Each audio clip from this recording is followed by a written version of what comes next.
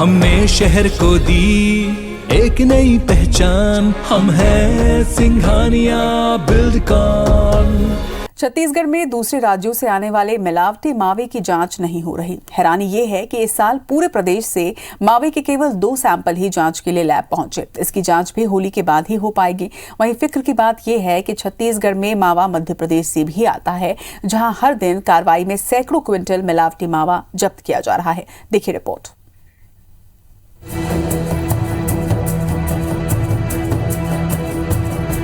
होली का त्योहार रंग और गुलाल की तरह मावा और मिठाइयों के बिना पूरा नहीं होता।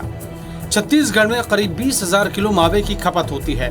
इसमें से करीब 60% मावा यूपी और एमपी से आता है। ज्यादातर मावा ट्रेन के जरिए बिलासपुर आता है, उसके बाद सड़क मार्ग से पूरे राज्य में बढ़ता है। ऐसे में मावे की शुद्धता की जाँच के लिए 60 फूड इंस्पेक्टर नियुक्त हैं, लेकिन वो सैंपल कलेक्ट नहीं कर रहे हैं। पिछले 1 साल में केवल 4 सैंपल लेकर जाँच की खानापूर्ति की गयी। जांच में 1 सैंपल अमानक मिला। इसमें दूध के अलावा दूसरी सामग्री मिलाई गई थी। इस साल भी होली पर मावे की जांच के लिए केवल 2 सैंपल ही लैब भेजे गए हैं। एक्सपर्ट की माने तो मिलावटी मावे से इंसानी शरीर को बेहद नुकसान पहुंचता है। लीवर फेलियर और किडनी फेलियर की स्थिति तो आती ही है। पेट संबंधी जो रोग होते हैं उसमें विशेषज्ञ सेवाओं की जरूरत पड़ती है। बेहतर हो कि खाद्य और औषधि विभाग इस प्रकार की खोए की मिलावट को सख्ती से रोके। रायपुर के आम लोग बताते हैं कि अलग अलग दुकानों के मावे का टेस्ट भी अलग अलग होता है। किसी मावे में अरारोट का टेस्ट आता है तो किसी में आलू और दूसरी चीजों की महक आती है। ऐसे में लोगों को मावे की मिलावटी होने की आशंका है।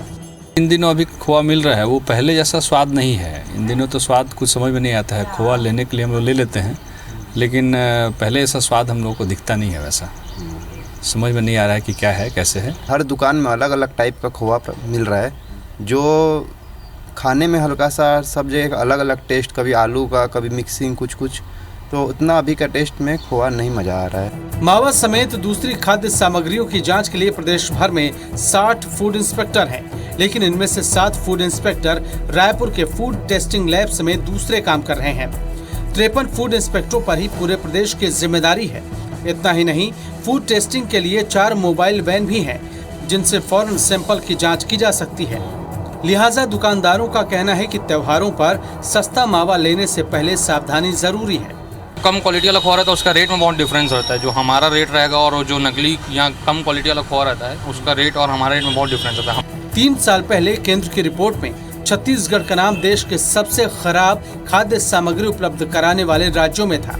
इसके बाद हलचल तेज हुई और सारा ठीक रहा। प्रदेश में national accreditation board for testing and calibration lab न होने के नाम पर फोड़ा गया।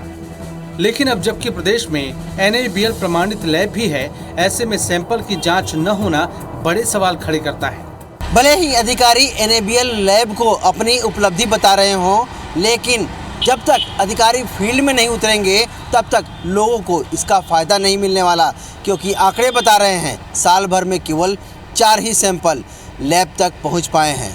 कैमरामैन अजय गुर्जर के साथ विनय वर्मा, IBC 24 रायपुर।